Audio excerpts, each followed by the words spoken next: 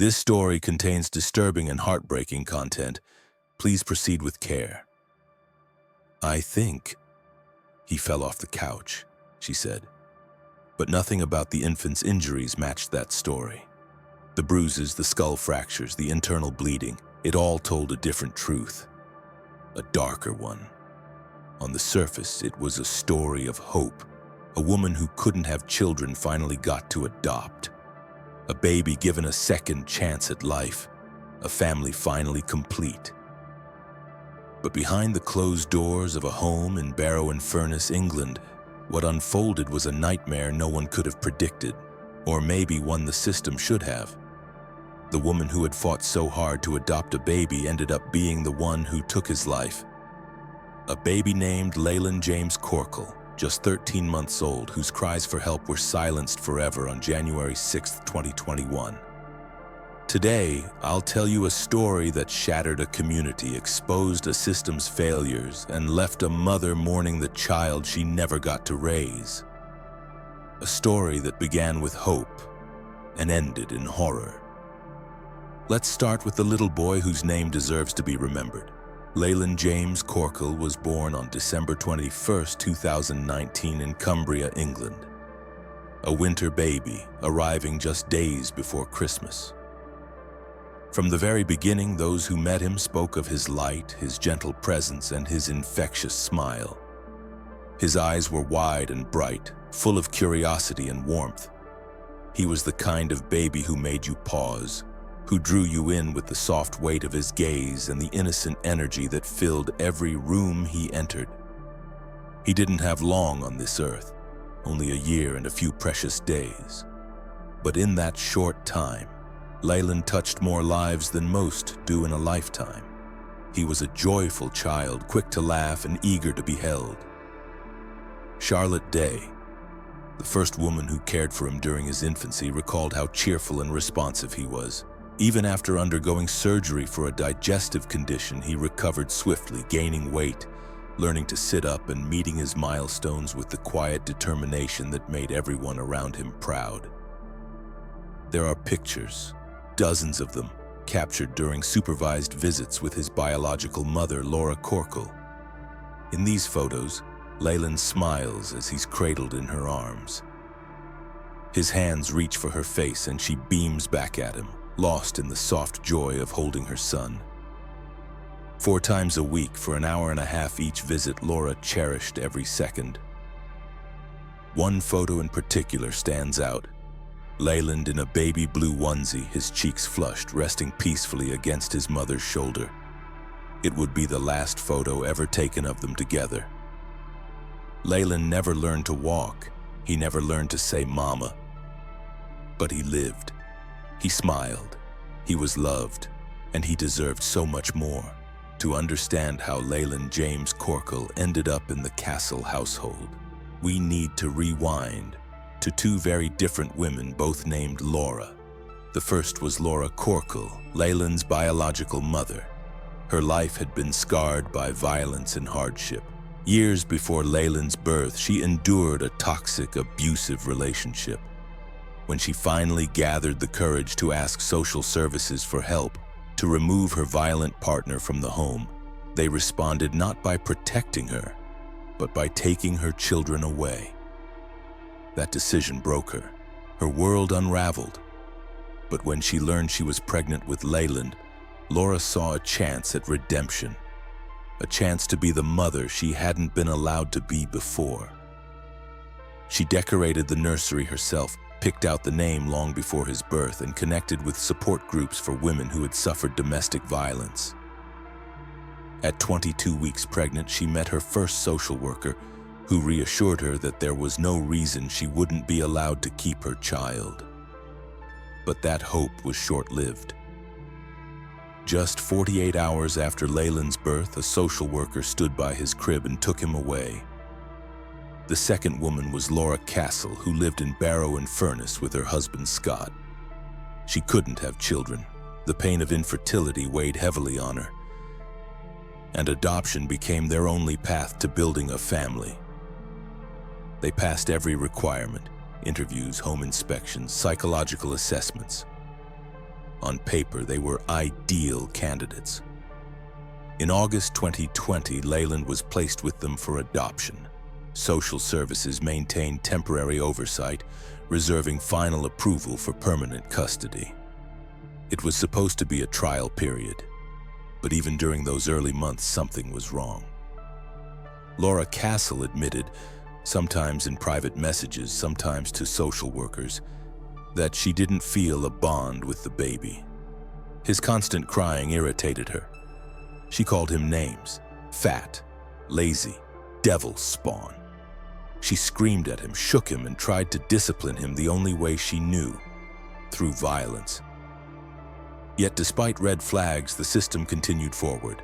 The Castles were allowed to keep Leiland, while the woman who had given birth to him, who held him in supervised sessions and loved him fiercely, was told to move on. By Christmas 2020, the Castles were still struggling, but no one intervened. And on January 6, 2021, the child they were meant to protect would take his final breath. It was just after 6 a.m. on January 6, 2021. Scott Castle had returned home from a night shift and went straight to bed. 2 hours later, he was jolted awake by his wife, Laura, standing in the doorway with panic in her voice. The baby fell from the couch. Downstairs, 13-month-old Leiland lay unconscious. His breathing was shallow, his body limp. There was no sign of movement, no sign of life. Laura's first instinct wasn't to call an ambulance. She attempted first aid, then waited. At 8:30 a.m., over 2 hours later, she finally dialed 999 and reported a child in critical condition. Leiland was rushed to Alderhay Children's Hospital in Liverpool, where doctors found extensive and devastating injuries. There was swelling and hemorrhaging in the brain, spinal trauma, and bruising across his body. The medical team did everything they could, but by the next day, Leiland was gone, just a few weeks after celebrating his first birthday. Laura Castle's initial explanation, that Leiland had fallen from the couch, quickly unraveled. The injuries were far too severe. Doctors compared the force required to what one would expect from a high-speed car crash or violent shaking against a hard surface.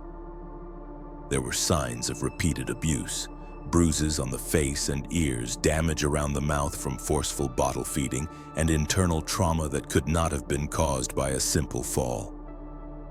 Under questioning, Laura confessed. She had shaken Leiland violently to stop his crying. His head hit the armrest of the couch, accidentally, she claimed. She said she lost control, that she was tired, overwhelmed, that she didn't mean to hurt him. But the evidence told a different story. Messages recovered from her phone showed a pattern. She had complained bitterly about Leiland for months. She described him as unbearable, unlovable. She admitted to smacking him, to pulling him roughly, to wishing he would just be quiet. Scott Castle, though not directly involved in the final act, was complicit in silence. He had read those messages, had responded to her complaints with dark jokes, once even texting, "Give him a good hard slap," followed by a laughing emoji. But he never acted, never intervened, and when it mattered most, he wasn't there. By the time the truth came out, it was too late. From the moment paramedics arrived, suspicions surrounded Laura Castle's version of events. The injuries simply didn't add up. A fall from the couch couldn't explain the level of trauma. Trauma that specialists later testified was more consistent with what they'd expect in victims of shaken baby syndrome or blunt force impact. An autopsy confirmed what doctors already feared. Leiland James had suffered severe brain swelling, hemorrhaging, spinal damage, and internal injuries. There were multiple bruises, some fresh, others older, evidence of repeated harm. Detectives soon uncovered the couple's digital footprint. Text messages between Laura and Scott painted a chilling picture. Laura had described the baby using words no child should ever hear. She admitted to smacking and shaking him and spoke openly about her frustration with his crying. Though Scott wasn't physically present during the final incident, he had known about her outbursts. In response, he offered empty comfort and at times dangerous encouragement. The abuse was no secret between them. During formal questioning, Laura Castle initially clung to her story, that Leiland had simply fallen. But under mounting pressure, she changed her account, now admitting she had shaken him, that his head hit the couch and that she panicked. She insisted she never intended to kill him. She was charged with manslaughter and child cruelty. Scott Castle, though not charged, was investigated for his role in enabling the abuse. His failure to act became a subject of public outrage. The trial began in 2022. Forensic experts detailed the force required to inflict such injuries. One testified that the trauma could only have occurred with both violent shaking and impact against a hard surface. The injuries could not have been accidental. Leiland's biological mother, Laura Corkill, testified in tears. She spoke of her son's smile, of their precious supervised visits, and of how she was told he would be safe. She called his killer a monster and condemned the social services system that had promised protection only to place her baby in harm's way. On May 25, 2022, Laura Castle was found guilty of manslaughter and child abuse. The judge sentenced her to life imprisonment with the possibility of parole after 18 years. Scott Castle was not charged but left the courtroom disgraced. He had watched the warning signs unfold and chose to do nothing. The public reaction to Leiland James Corkill's death was immediate, widespread, and filled with heartbreak and fury. Across the United Kingdom, parents, social workers, and child advocates expressed horror at the details revealed in court. That a baby could be placed into a home where emotional detachment, physical abuse, and signs of danger had already been documented raised a single, unshakable question. How could this have happened? Social services were thrust into the spotlight. The Cumbria County Council, responsible for overseeing Leiland's placement, came under intense scrutiny. Internal investigations revealed that Laura Castle had previously admitted to struggling with bonding. Concerns had been raised by social workers. There were red flags, clear ones. But the adoption process continued. No one had acted fast enough. No one had pulled him out. Martin Birch, Director of Children and Families at Cumberland Council, later acknowledged publicly, "Mistakes were made. Lessons have been learned." But for many, that statement came far too late. One life had already been lost. Laura Corkill, Leiland's biological mother, spoke out in interviews and in court, demanding accountability. She had been told repeatedly that her baby would be safe, that adoption was in his best interest. She now lived with the cruel irony that she, once deemed unfit, might have been his only true protector. "If he had been allowed to come home to me," she said, "he would still be alive." The outpouring of grief extended to those who had once cared for Leiland. Charlotte Day, the foster mother who had nurtured him in his earliest months, described her devastation. She admitted that this tragedy had shaken her faith in the very system she had trusted. "He was a good baby," she said, fighting back tears. "All he needed was to be loved." Activists and charities rallied around the case, calling for reforms in how adoption assessments are conducted. The case became a symbol, not only of individual cruelty, but of systemic failure.